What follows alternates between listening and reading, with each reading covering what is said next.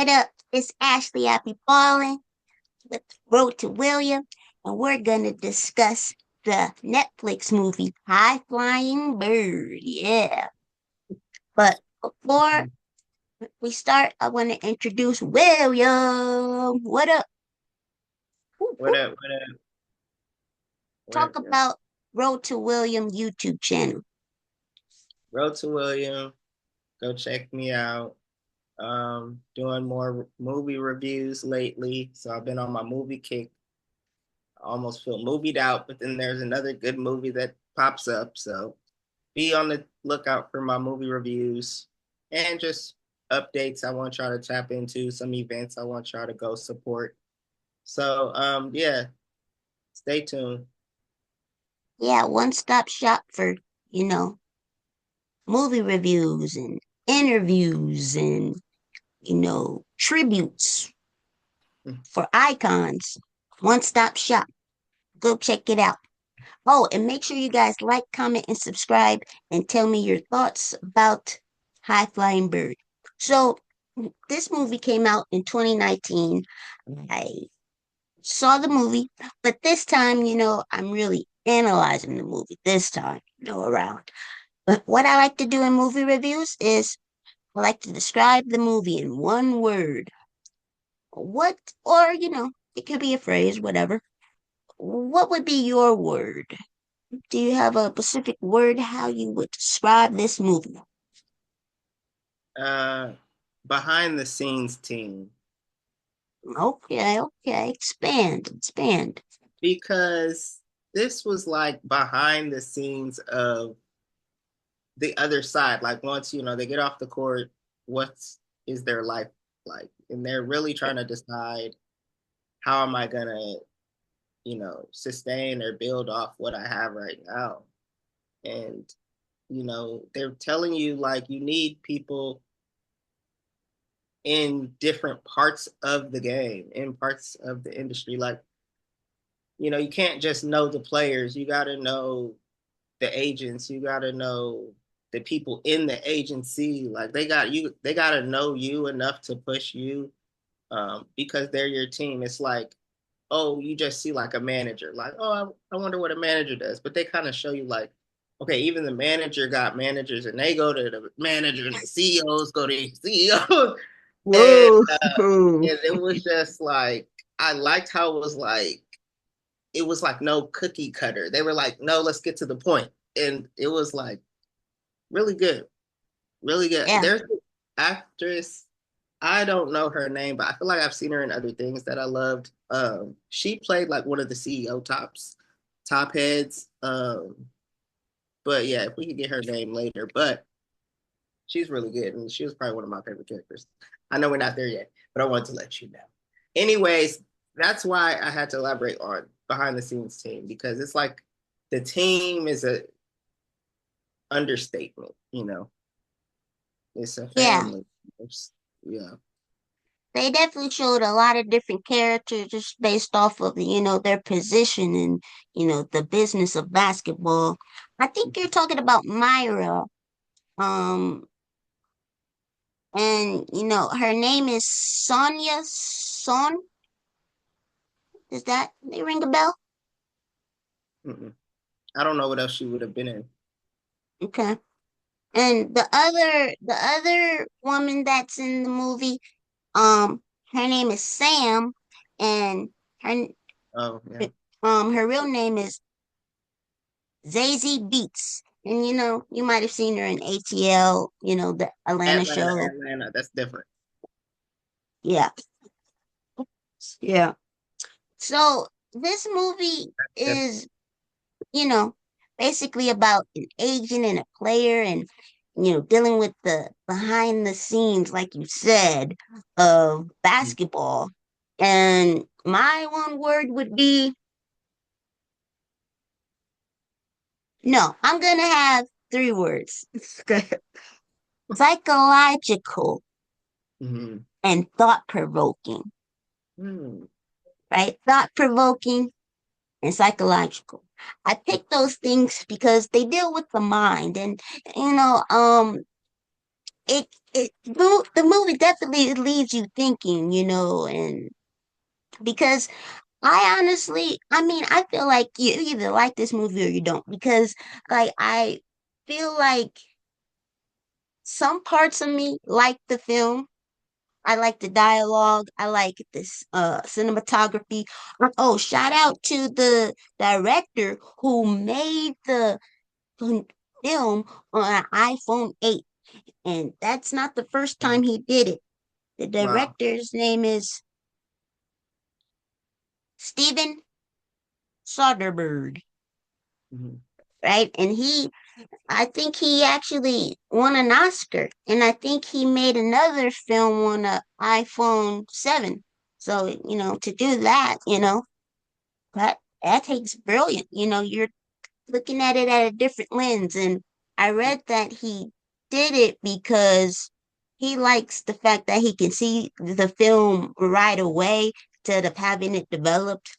So I think that's why he's, Yeah. liked it. But I think this movie, part of me liked it because it is thought provoking. You think about the business and the agents and, the basketball association and the team owners and, like you said, everybody got a boss, Mhm. and it makes you think about, they always was talking about the game on top of the game, the game is basketball, but behind the scenes of basketball, that's the real game you really need to know, the business side. And so that's why I said, psychological, because, and also I felt like part of me didn't, like it because it lacked, basketball scenes. I feel like it didn't have to have a lot of basketball scenes, but I feel like if they, because like my thing of like high flying bird, when I think of high flying bird, I feel like it's action, you're moving, right? So I feel like they should have added a couple more, basketball scenes to keep you at least a little bit engaged, because I think a lot of it's dialogue and you really got to pay attention. And I feel like some people might think it's boring, or some people might not follow along, or different things like that. Um, do you like?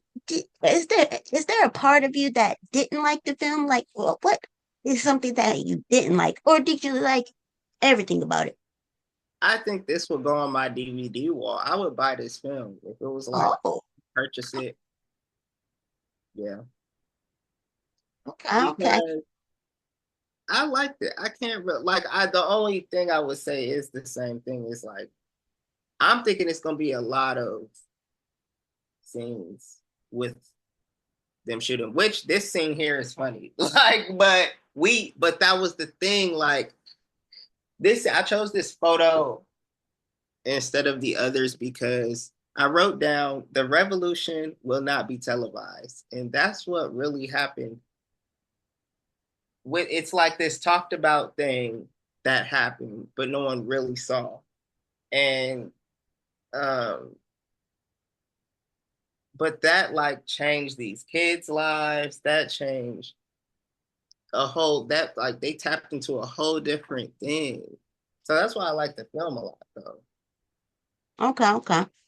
I feel like there is a lot of irony in it because I feel like High Flying Bird, you think it's gonna be action, right? A bird is moving, right? But it wasn't a ton of action.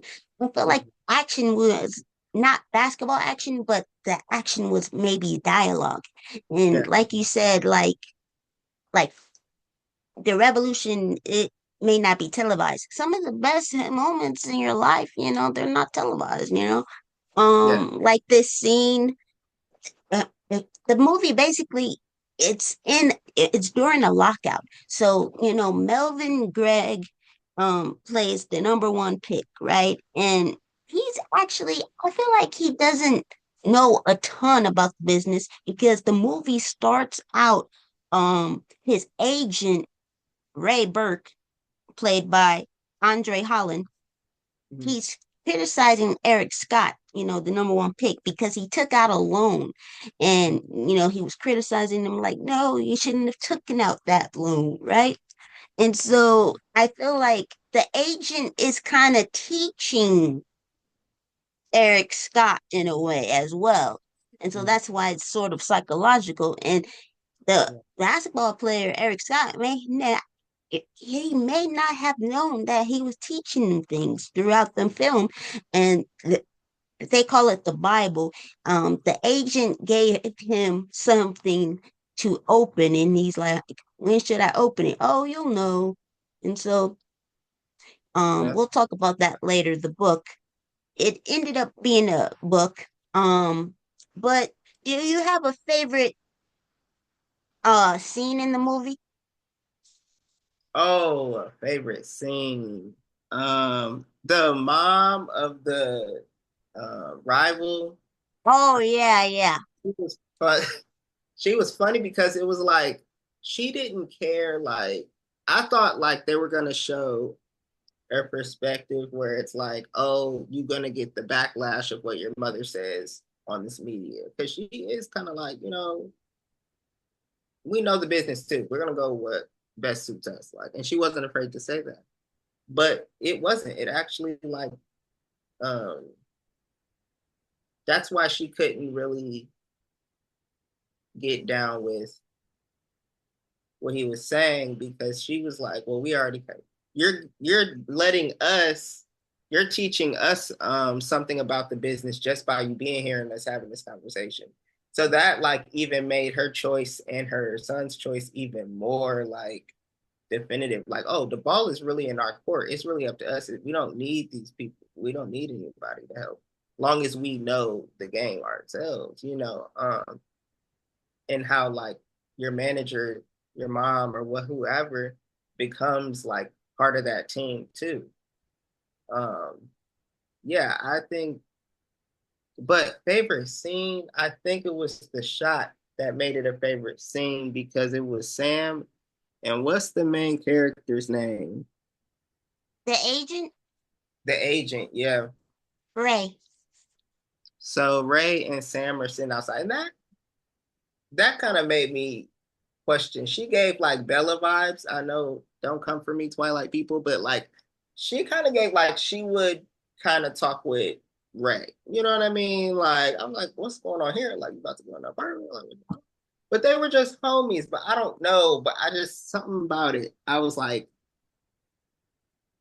something could be there, but if they made another one, or am I tripping? Am I tripping? Um, I'm gonna go on Reddit. Confirm for me. well, Sam, it was his assistant, but but she was like in the beginning of the movie, okay, I'm not working for you anymore. But Right. she still was sort of like, um, I'll help you with, Eric Scott.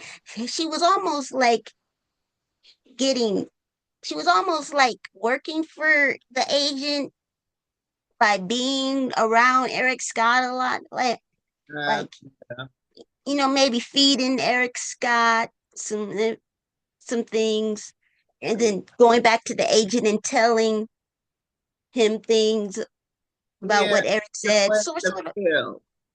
she was in the middle. She was kind of playing both sides, or she was kind of like a mole for the agent. Um, Because she was still building her own thing too. yeah, she was She wasn't building. trying to like just get his money. Or you know what I mean? Like she was like, Yeah. I'm trying to help you get yours because I already know what I'm getting with mine. I'm just helping you connect the dots because I got this, that.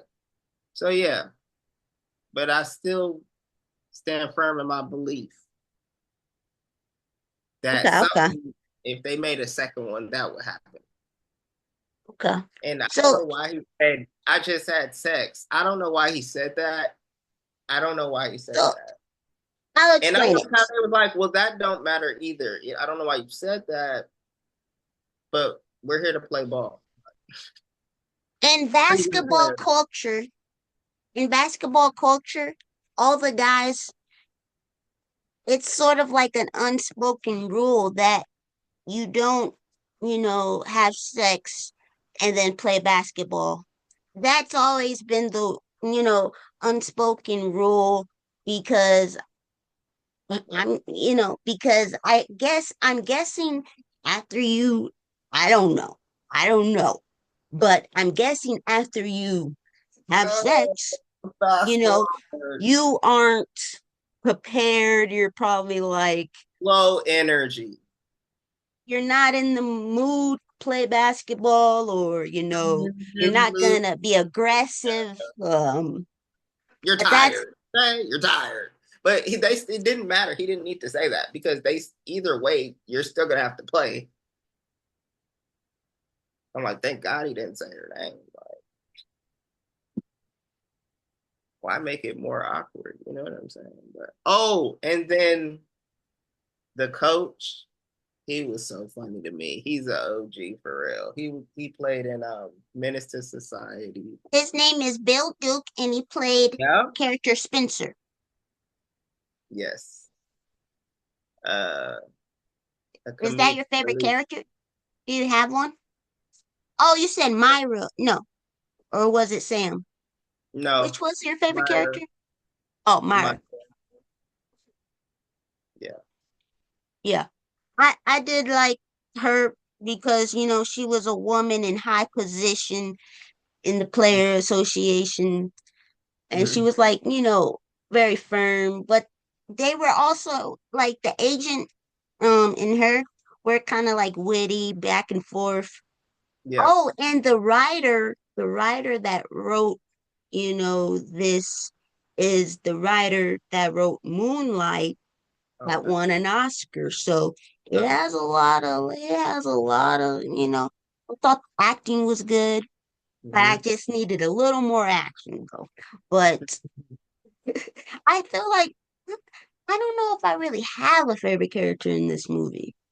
I did realize that from Stranger Things, Caleb McLaughlin, I realized he was in it. But you know what? I think I know who's my favorite character. My favorite character is the rival's mom. Her name was Emira Umber. I'm not good at pronunciation, guys. Um, her real name is Prescott. But Mm-hmm. so I liked her because you do see a lot of momagers stand by their, whatever it is, basketball player or, whatever sport you're playing. And you do see that dynamic. Like she knows the business. She's not gonna let her son get screwed out of anything, out of any contract. She was very firm. They had their own thing going on. And she was very confident in her son too. Like, yo, my son's ready to ball anytime, anywhere. But so I think I liked the women, and positions of authority. I think I like that. Yep. And I feel like Myra was the same way too. Mm-hmm. So, what do you think is the biggest lesson? Because so this deals with the business, right? And they're in a lockout, right? No basketball is being played. And Ray, all his funds is being frozen. The credit card wasn't working, right? you Mm-hmm. know you the number one pick, Eric Scott, and you ain't getting paid because a lot of lockouts happen. And some people are saying, oh, the WNBA is going to have a lockout. The lockout happens when the players, the players association and the owners, they can't come to an agreement. So it's a lockout. No basketball is being played until that happens. And Mm-hmm. I do feel like what the agent was doing was smart.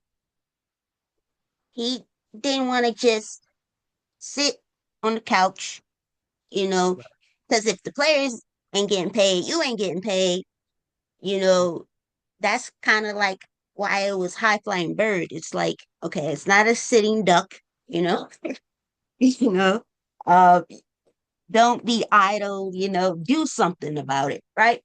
And so he's trying to, set things up with, kind of like a one-on-one thing, you know, maybe pay-per-view, Netflix, summer basketball, because I do remember when, the NBA was in lockout one year, a lot of the players went to play at different places like Rucker Park, you know, and different scrimmages and things like that. But it wasn't like streaming or anything like that. But you sometimes you saw highlights of it later after it happened. But he was trying to make something happen, and it doesn't matter if it worked or not. What matters is you you wasn't just sitting on your butt like waiting because all you can do in a lockout is wait, right? You can't claim ball, right? So it's like he was trying to do something, and I think that's the biggest lesson. Like whether it works or not, obviously he lost his client right at the end of the movie. And it doesn't matter if, the one-on-one thing happened or not. What matters is he got, people's attention. And what matters is he wasn't just, procrastinating or, doing nothing about it. What do you think is, some of the lessons involved? Because I feel like a lot of it has to do with like players wanting control versus owners wanting control and money and capitalism and how even though the players have control and they getting paid millions and they playing the sport for a living, the owners still have most of the control, right? Because they own it. They're billionaires while you're millionaires, and it's sort of like, you know, what do you think? I think it's kind of like the other film we reviewed and won. I think it's like just on a bigger scale, you know. But at the end of the day, it's always about coming together. Do the NBA need to do what the WNBA did, the lockout? To rustle some feathers. They've been firing some coaches, not just one team, not just two. You know, and really revamp this and own it. We talk about music and independent artists, and we see people like that out there for music, but it's like maybe the NBA need to get some feathers shaken too. Um, I don't know. I think those need to happen though, so people don't get comfortable thinking, oh, we could just keep giving you this, that, some perks, on an old rusted vehicle. Yeah, and I find it interesting that what what they chose was they chose a rookie. It's not like this player has been in the league before and stuff like that. They picked a rookie, and they also were interviewing. So there's like different segments of real basketball players talking, adding commentary in it. The at the time it was Carl Anthony Towns. They were talking about like their rookie experience. It was also Donovan Mitchell from the Cavs. He was talking about his experience, social media, people wanting things from you, pressure of succeeding, money and they also was talking with Reggie Jackson. He plays for the Nuggets. And so it was nice that they added a little commentary from real NBA players talking about, their, what you can expect as an NBA rook, right? And Yeah. so it's interesting because they chose a rookie. It's not like they chose, a vet, right? So Eric Scott is a rookie, so he don't really know nothing. So I feel like they pick the rookie because it's like you gotta learn, just like a baby would, Yeah. And at the end, you said you wanted to talk about the book.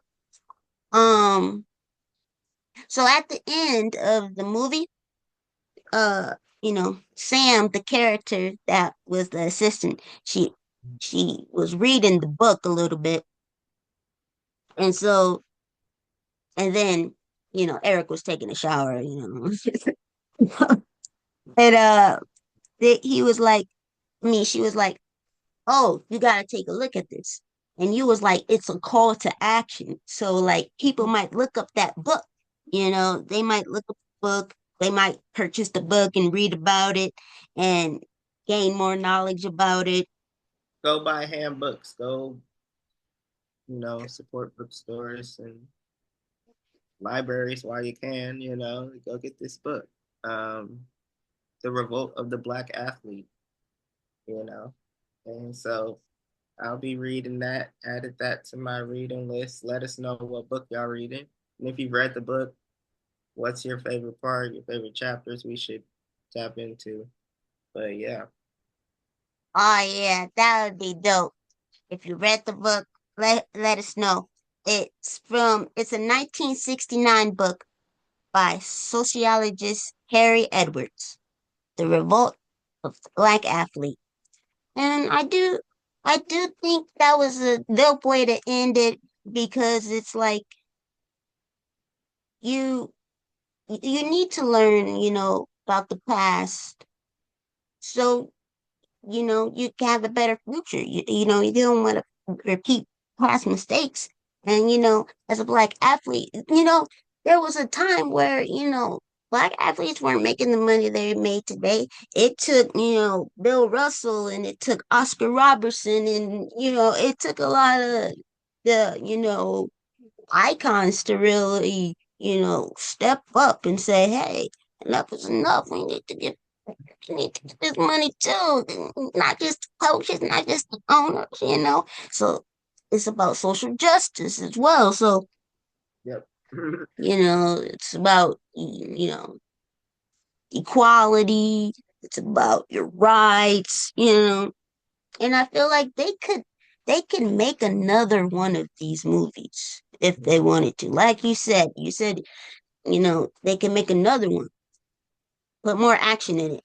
And it they just to keep people engaged a little bit.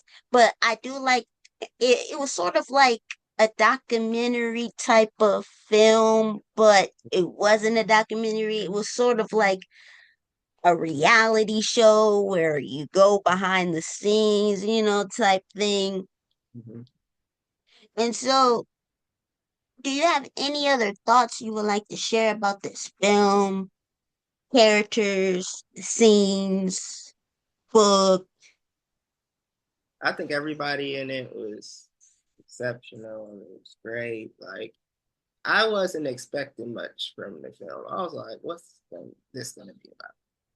And then all I was like, "Whoa, wait a minute!" And for me, I like that he keep acting because he revived himself from that house party. But I was like, "Bro, what's going on?" But hey, actors got their own thing they got to go through too. Everybody got to pave the way for something. So, um, and I like how he revamped himself for me. I'm sorry. Because I was like, what's going on here? But I was kind of disappointed that we didn't see a lot of basketball scenes. I'm like, oh, does he know how to hoop really good or what's going on? Like, we don't really know. Yeah, we saw some like highlights of like, ESPN shows talking about basketball, or like we saw a little bit of like how people film basketball scenes, like the Mm-hmm. kids were, excited and they were filming, what happened. Mm-hmm. But yeah, I feel like this movie, a lot of like the N1 movie on Netflix is about like the system, all these sports leagues. You're making money off of the players and how much control do the players have? It's kind of like take back control, and that's what the lockout is. It's for the players and the owners. They're like tug of warring, right? Trying to get the owners are looking after the owners, right? Players are looking after the players, right? So it's like owners are making money off of players. The players are making money too, but is it as much as the owners? No. And how much control do the players have? Like, even if like the players have some control, it's not total control, right? So Right. I think that's what it's all about. And it's also about like, I feel like Bill Duke's character was kind of teaching the agent, and the agent was kind of teaching the ball player as well. It was So I like, is feel that like, a slavery reference? I say, yo, yo, sweet. well, some people do say sports is sort of like slavery, but the players are getting paid more. So some people do say that. And especially like when they do a combine, when they do the draft combine for NFL or NBA, they're taking measurements. They seeing how fast and how strong you are, right? How much, and so was the masters doing that to the slaves as well, auctioning them off? And it's kind of like a draft, kind of like the NFL, NBA draft. So there's sort of similarities, and some people have different opinions. Um, you know, uh, but overall, I think I feel like you should watch it at least once, even Yeah. if because I feel like I've read different comments about it. Like some people really thought it was intriguing and, um, you know, it left you thinking, intense, gripping. And some people are like, no, this was boring. The dialogue was too long. I was expecting something different. I don't know what's going on. So I feel like it you know, Yeah. and I also feel like, this movie is mainly to create dialogue, basically, after the film. Like I could this could be a school assignment and you're like writing about the book, or hey, you might tell your students, hey, read this 1969 book, But thank you for joining me. Everybody like, comment, and subscribe. And make sure you go explore the road to William. Be on that journey. And thanks for joining me, cuz. And peace. And stay ballin'. Oh, snaps.